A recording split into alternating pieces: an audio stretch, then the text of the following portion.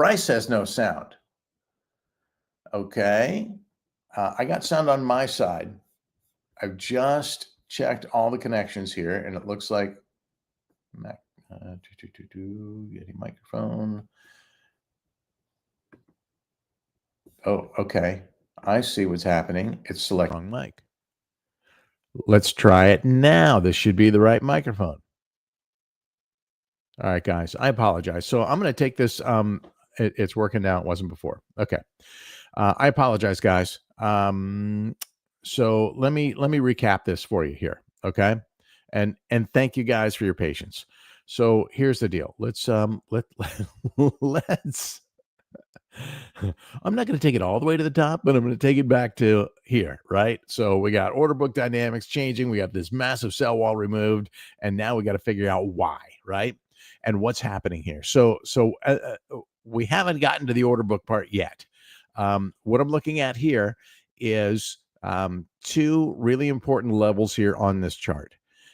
One is this timescape level. And I talked about this. We've been talking about these timescapes quite a bit. And so this is a level that we need to really keep an eye on. There's two actual timescape levels that could come into play here. One is that January 6th timescape level here. That's the first weekly open of the year. And the other one is the yearly open down here at 93.3. Okay. So these are the two timescape levels that are in focus now, for better or worse, and for lack of a better way of describing it. And what is interesting to me and what's important to me here is this 50-week moving average, the red 50-week moving average here. Now, I love this January 6th timescape level because of the double bottom scenario here. And what I was just telling you guys that you didn't hear, and I apologize for that audio snafu, but what I was saying is this red trend line. This red line serves as, and it has served as macro support literally since way back in March of 2023. And all of those support tests have led to big moves, explosive moves to the upside, right? We came down here, and this was really where things kicked off. From the 25K range, we had some consolidation. We retested support down here, and then boom, it was up. This was, in hindsight, the beginning of the bull market. 1 second. November, jumping ahead here. What do you think would be reasonable and safe area to sell Bitcoin before Christmas if you just got back in at 101? Don't want to get trapped again if the cycle ends this year. We'll get to that. That's a great question, November. Let me just finish this thought here, right? And I'm keeping your question up so I don't forget you. So I'm talking about these retests of support, right? So again, we started here in March of 2023. We retested here and took off from 25K. We then tested again in September of 2024. That was from the 54, 55K, after this consolidation here. And then boom, big leg up. That was up to 100K, right? That's where we really started to break new ground. But then that was met by another support test, and a support test that, like this one, has wicked through the 50-week moving average. But look what happened after that. We went from 77K up to a new all-time high at 127K. Or 120. Is that really 126? I thought we were at 127. Okay. Whatever the case. So yeah. Now we're support testing this now. And I like that we're at this timescape level. I like the whole double bottom aspect of it. I like the yearly open aspect of it. I like that this is a higher low. It's a slightly higher low than this, right? This one was 98,240, and yesterday we dipped down to 98,898. Doesn't mean we can't go lower, but for the moment, that's holding. So what I want to see here now is I want to see this close, the weekly close, above this red 50-week moving average. And I think if that happens, that sets us up for a good foundational move upward, right? The next leg up. We need a foundation of support, and that would be it. Now, if this breaks down, we still have another, perhaps even stronger foundation, and that would be the yearly open. 2025 open was at 93.3.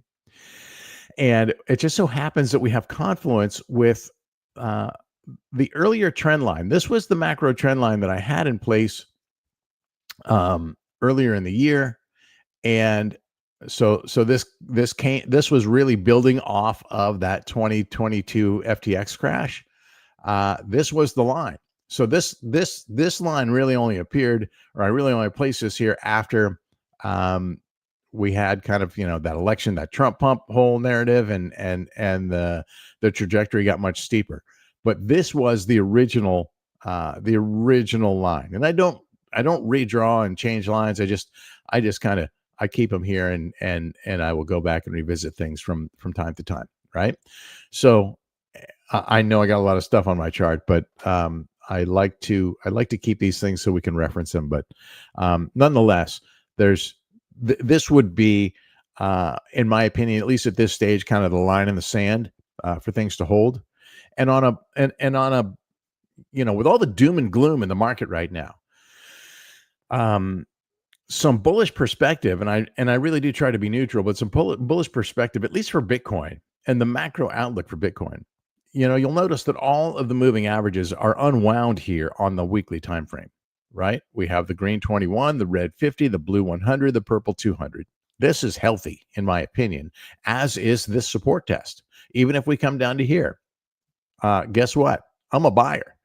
Now, in terms of where we go from here, and now addressing November's question, what do you think would be a reasonable and safe area to sell before Christmas if you just got in at 101?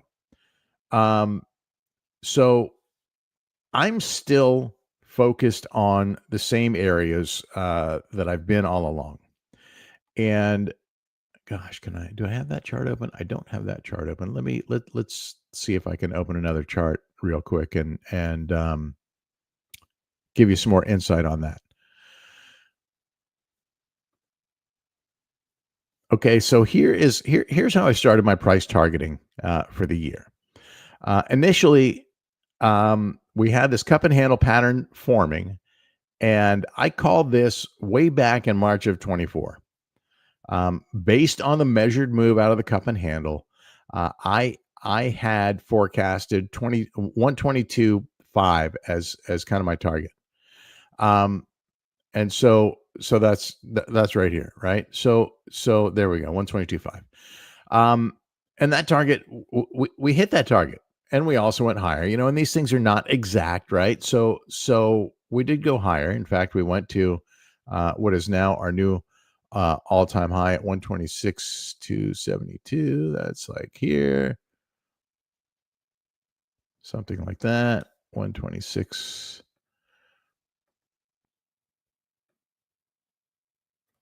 $272. Okay. So that whole range to me, 122 to 125, is still a ripe target for me. I did some profit taking in there. If you really want to be conservative, because I honestly do not think that we're necessarily going to see a new all-time high before the end of the year. And so some other potential targets for you to think of, I think that 122 to 125 range, or even 120 to 125 range, anywhere in there, if you wanted to do split TPs.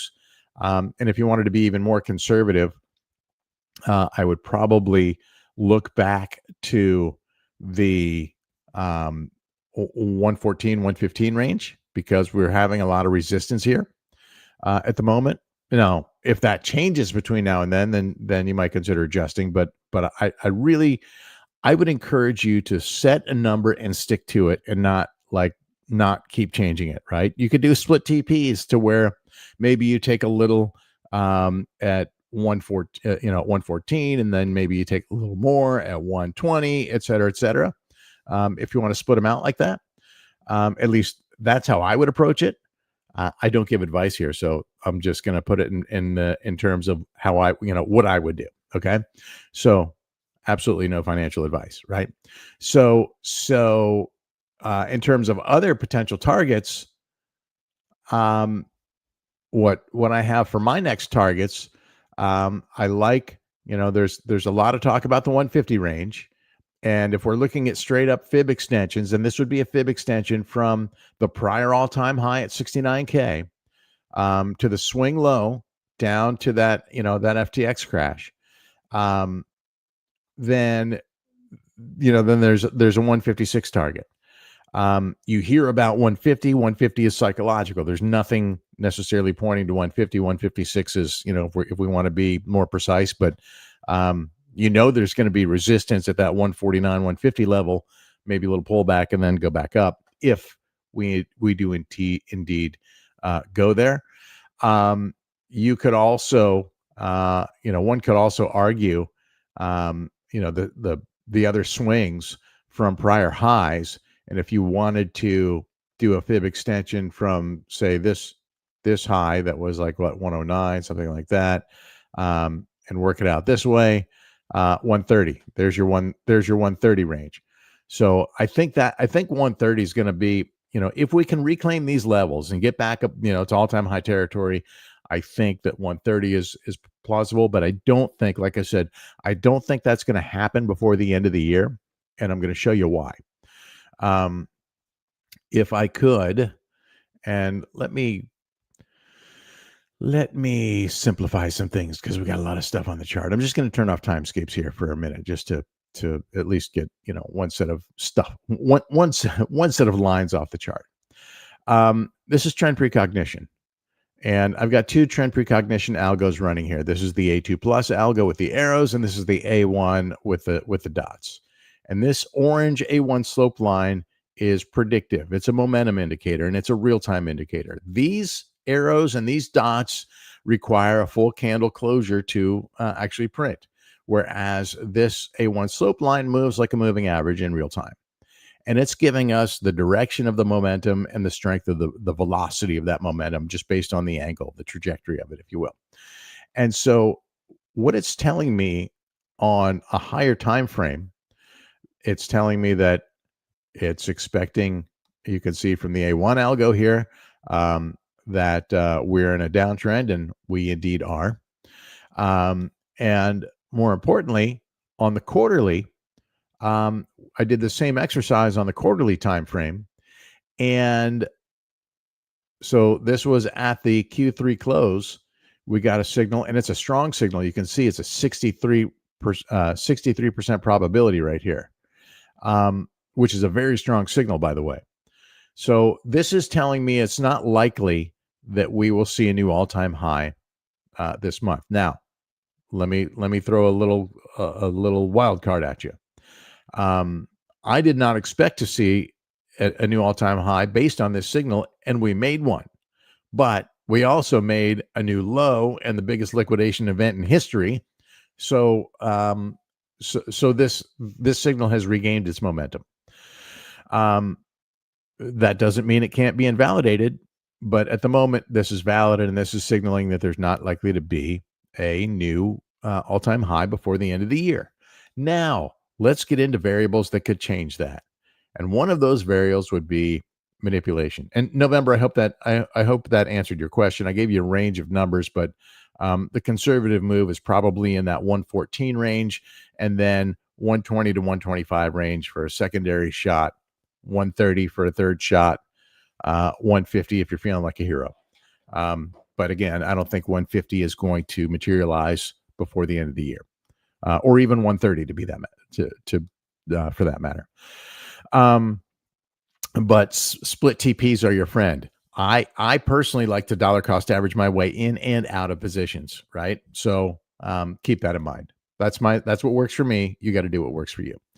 Now, in terms of potential manipulation that could change that, look at this SOB right here, right? That is a massive bid ladder, ask ladder, Bitcoin ask liquidity, massive sell wall, well over 250 million, stacked up here from 105K up to 112K.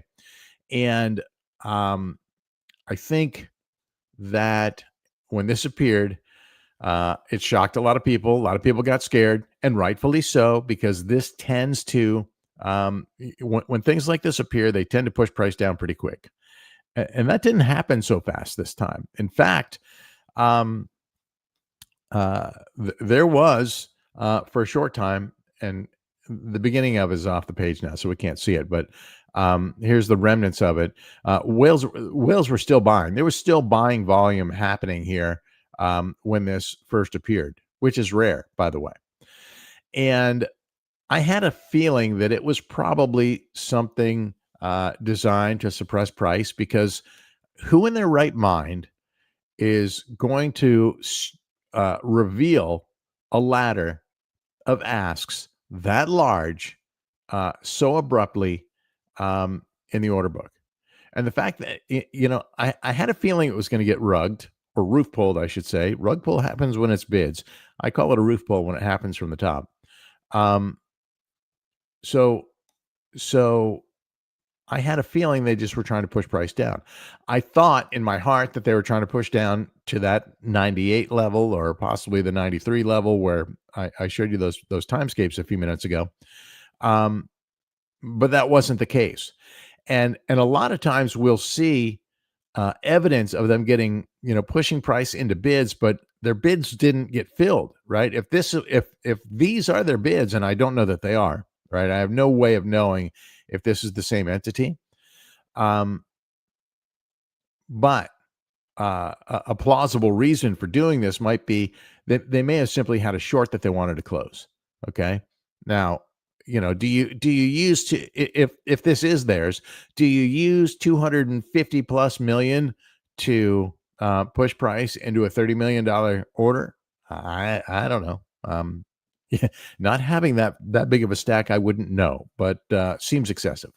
So this was a big, intimidating move, right? Liquidity hurting, pushing price down for their own gain, using their stack to push price down, and it worked.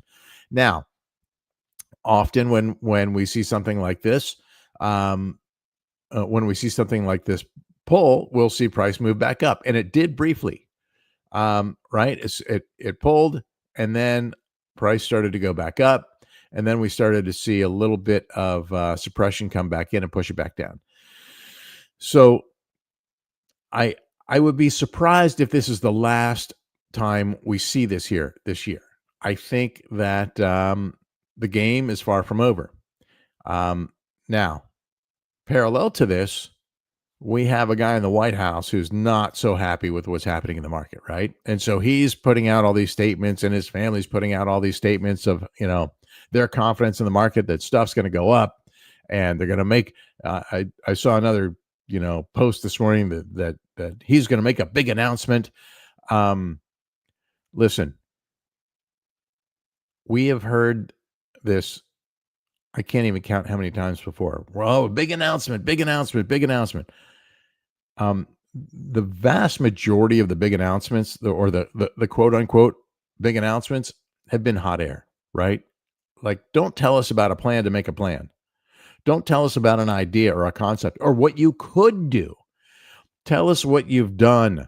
Tell us what you're doing. Tell us what is signed into law, or what there's an executive order to do, and what is actually happening.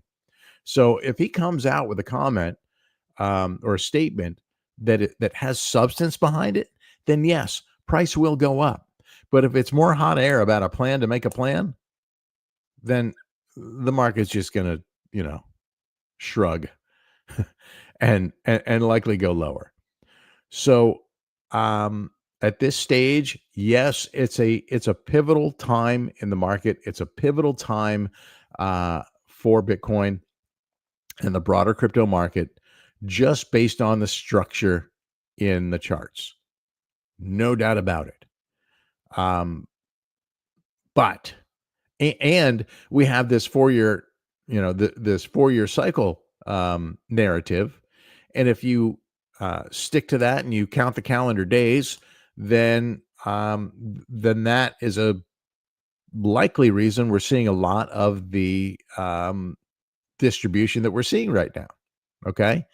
A lot of people consider the 4-year cycle, that this is where we switch just based on what has happened historically.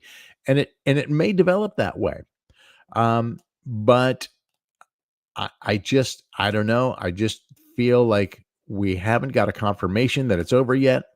Um, these scary times are the times when opportunities present themselves. So I would say proceed with caution. Position sizing is key. If you dare dabble in alts right now, know that they are exit liquidity, and there's a handful of them that are absolutely freaking soaring right now. Um, so so I'm not going to tell you don't do it. I'm just going to tell you proceed with caution because I mean, look at this. Zcash 200% in the last week. I mean 60% in the last week. I saw something like 200% earlier today. I don't know what that was, but look at this. ICP 135%. Do you think these are just really strong projects that are miraculously making these moves, or do you think that they're low liquidity order books that are being exploited? I'm going to go with the latter. I don't even know what those coins are, to be honest with you. Look at Dash, up 157%, and Dash is like a dino, right? Um, just know these are exit liquidity. So if you're getting into this, don't be greedy. Take the money and frickin' run, okay? And then turn that into something else. Filecoin, 29% in the past week. So amongst an ocean of red. DCR, 131%. ZK, never heard of it, 145%.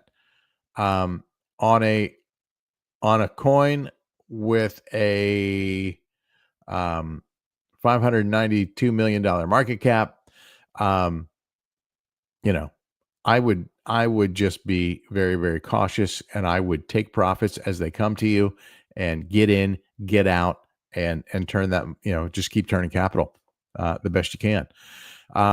That's about it in a nutshell for me on this one, guys. I would just say, just real quickly, when large blocks of liquidity appear, whether they are bids or whether they're asks, when they first appear, I tend to view them very cautiously.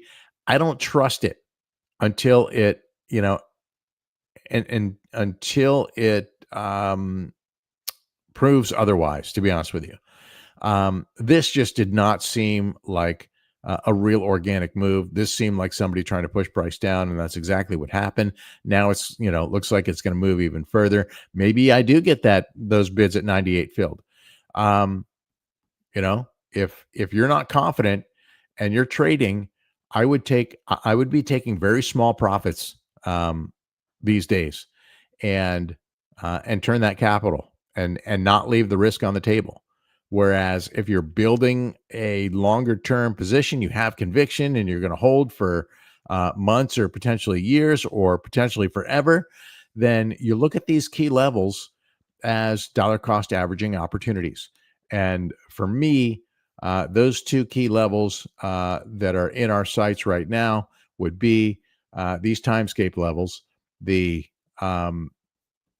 which are around the yearly open. Okay. So again, we have one down here at 98.3K, and the other is below it at our yearly open at 93.3K. And the reason I like this one so much, it's the one we're at right now, and I'd like to see it hold.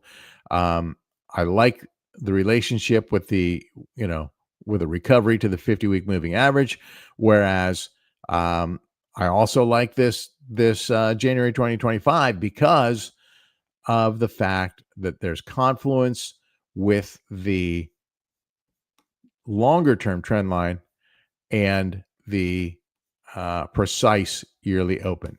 This right here to me is as strong of foundational support as you could ask for. So if we do indeed extend down this low and we get a bounce, that's going to be the leg. It could happen anywhere in this range. We're talking about now a $7,000 range from where we are.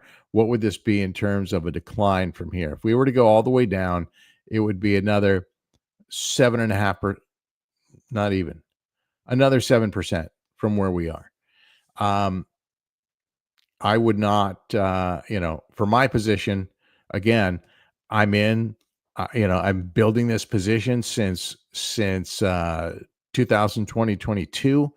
I think my average entry is in the 50K range. So I've got lots of upside and I've got lots of room to let it breathe. And if you're a long-term trader, you just have to find that patience and that discipline to let these trades breathe. The volatility is always going to exist in Bitcoin and crypto for that matter. And you just have to learn to weather it. So again, if you're a long-term trader, and you have a hard time looking at this stuff and watching your portfolio decline, ebb and flow, then, and you have conviction over what the long term is, then just stick with your conviction and don't stare at it every day, because you'll make yourself nuts. Now, if you're a trader, these conditions, I would say, is a trader's market. Take these entries, take the money and run. And if you're looking for a tool to help you identify the entries, these timescapes work great, and so does the MTF, mean reversion indicator. You can see here, I've been using it on ETH. I can show it to you on, I could show it to you on any asset on TradingView. Let's look at Bitcoin real quick. I have been trading in a 1.5% deviation. Is that what I have open here? No, that's a 2, and 2%, and the volatility looks like 2% is hitting pretty good. I have actually been trading it. Oh, going the wrong way. Right here. So that gets me maybe a few more signals. And I just dollar cost average these. Okay. So you can adjust this to the volatility. You can adjust this to your strategy. If you're scalping, I just take very small positions here, small one, small one, small one, small one, and they add together and they dollar cost average down. If you see that, with your settings that the prices, you're having a lot of drawdown, then you simply go to a deeper deviation. I have a whole grid of these running. That's 3%, which obviously is too deep for the volatility that we're having right now. 2% looks like the sweet spot for today. And we've had a little bit of that this week, but overall, over the past couple months, I haven't had a ton of signals in that range. So I'm going to leave you with that. If you want more info on any of these tools, you can find links in the description.